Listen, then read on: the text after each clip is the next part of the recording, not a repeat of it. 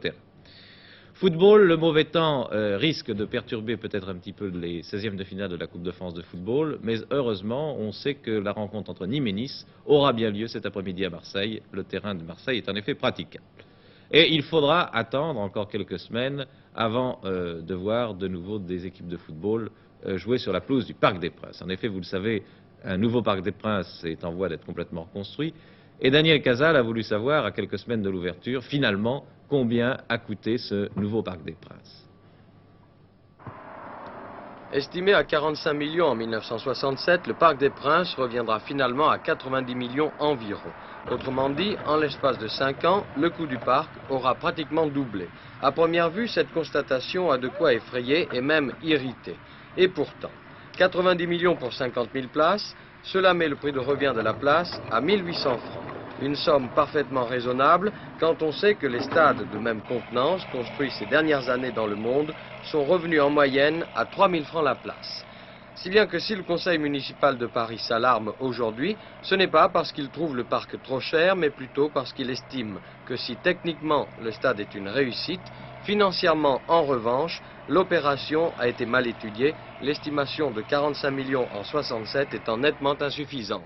Car à ce moment-là, une place revenait indiscutablement à 3000 francs la place, alors que si le projet de l'architecte avait été réalisé dans les normes qu'il avait établies, cela donnait à Paris 900 francs la place, ce qui est pratiquement irréalisable. Je voudrais rappeler que la ville de Paris a, entre 1960 et 1964, étudié la réalisation d'un stade de 100 000 places dans le bois de Vincennes.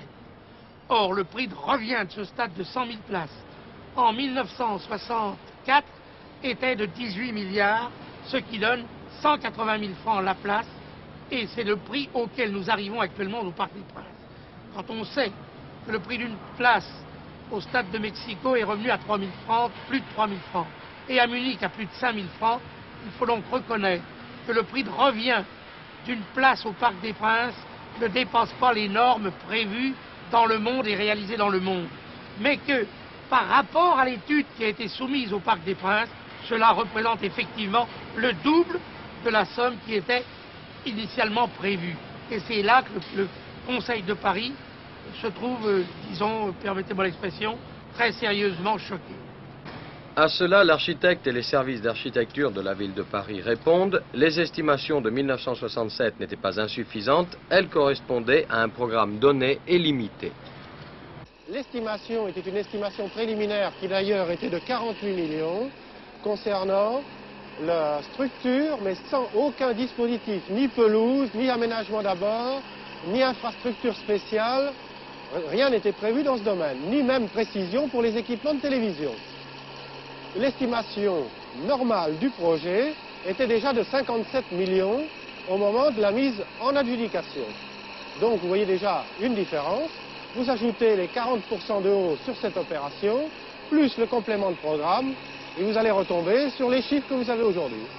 Dans les opérations d'évaluation, d'estimation de bâtiments, il est difficile de prévoir sur des programmes qui durent 5 ans ce qui se passera sur le plan conjoncturel et quelles seront plutôt les évolutions de prix, de main-d'œuvre, de matériaux, de matières.